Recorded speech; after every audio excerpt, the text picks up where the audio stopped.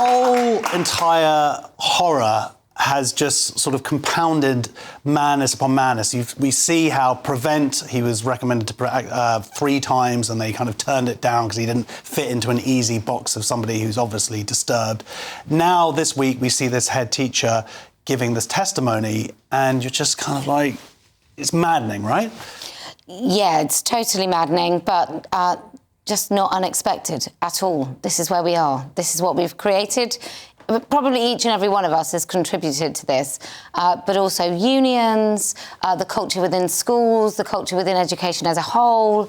Like, it's everywhere, this culture of silence. And we've seen it from others. You know, we saw it with the Manchester bombing. We saw it with the Pakistani Muslim rape gangs. This fear of being accused of being racist in this particular case is leading to actual harm. And with this head teacher, I think it was the social services, they were saying, look, you can't do that, you can't say that. And it was so patently obvious that this was a child who needed real help. Yeah. Yeah, I mean, the social services, they've always done so well. So it's it's such a big shock for all of us.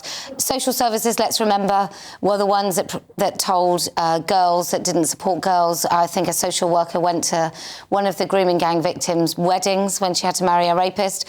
So, and you also mentioned mental health, which is a real red flag for me when people start talking about somebody's mental health when that person actually is causing demonstrable, often, harm to others.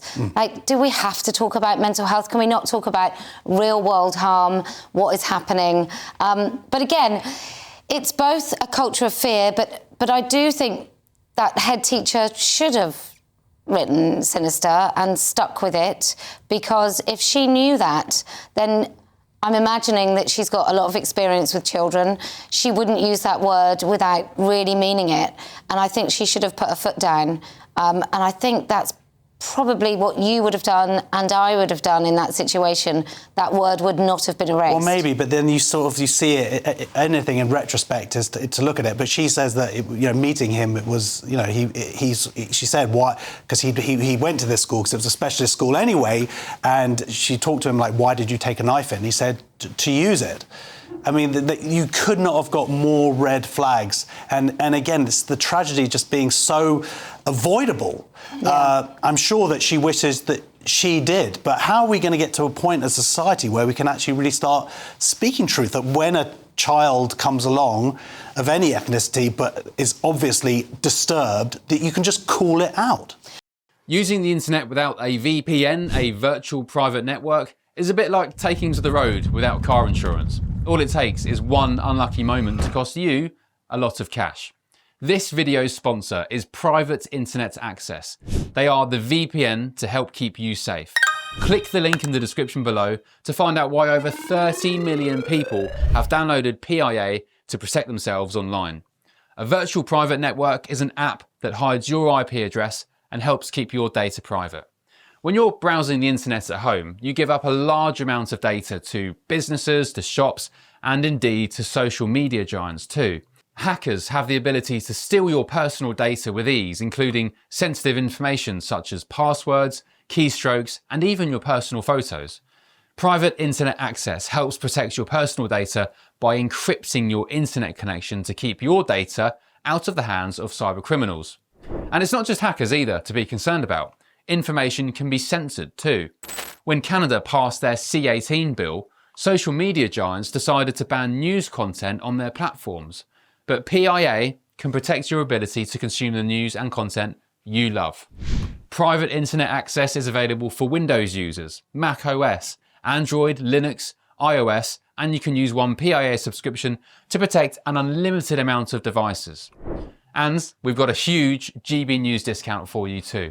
Click the link in this video's description and you'll get a massive 83% off PIA.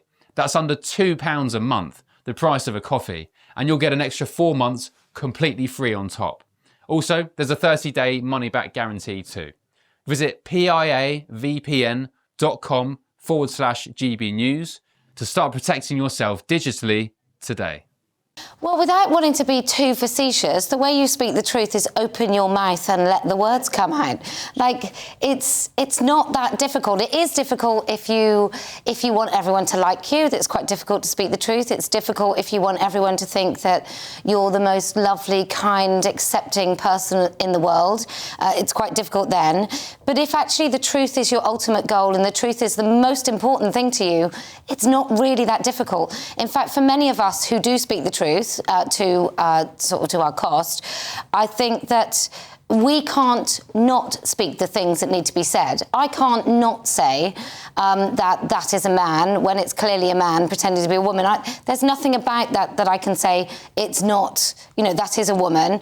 The same with the grooming gangs. I can't not say that there probably is an issue within the Pakistani Muslim culture that meant that they were more likely than other groups to gang rape children.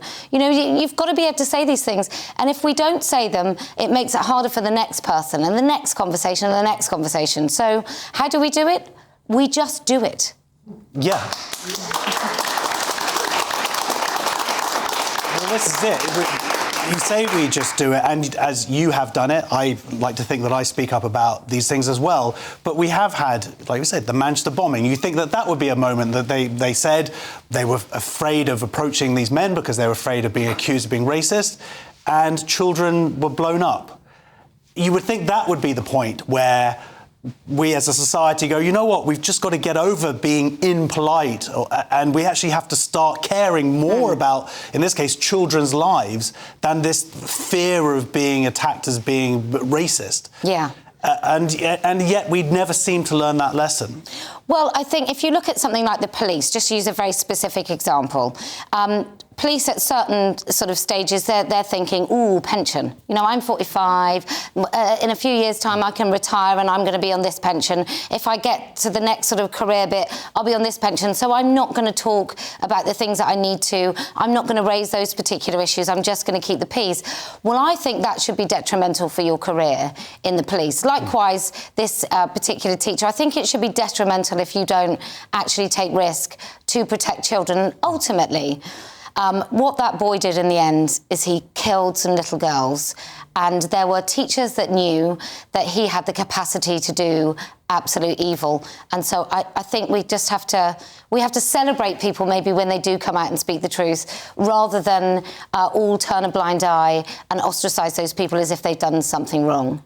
Yeah, absolutely. And, we talked, you mentioned the Pakistani rape gangs. There are things to look about within that culture. Doesn't mean, of course, that every Pakistani or anything like that, but we have to be able to actually start looking at these situations to then discuss them and hopefully provide some sort of solutions. So, 100%, 100%. All right, well, ladies and gentlemen, please, massive round of applause. She who speaks up, Kellie-Jay Keen.